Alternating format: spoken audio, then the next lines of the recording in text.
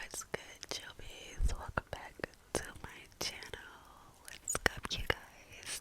Welcome to the safe space, the sanctuary to chill, relax, get some tingles, enjoy yourself, have a good time, and all things spirituality. Don't forget to like the video, subscribe if you want to join the family, become a homie. Share some love in the comments. Before we even get into this video, if you clicked on this video is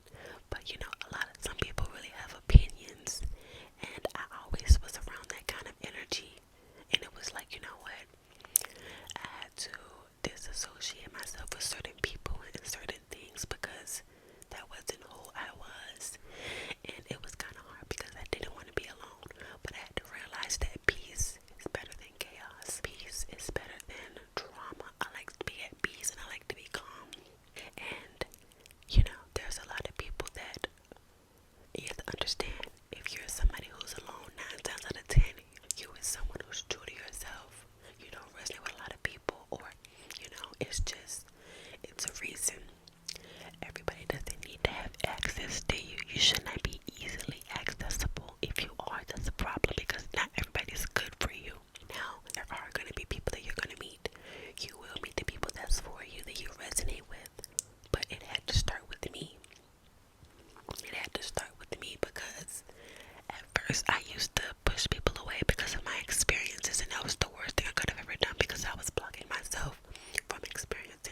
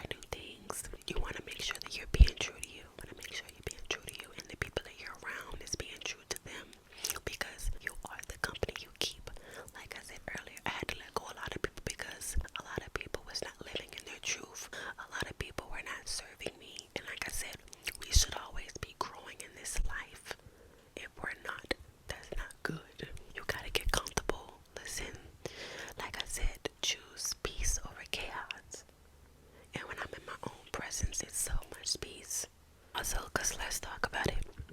When I used to grow up, I never really had friends. Like, all my siblings would be outside hanging out with their friends, and my mom would be like, Naya, go hang out. I'm like, I don't got no friends.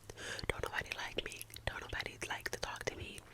I used to be standoffish because I was always judged.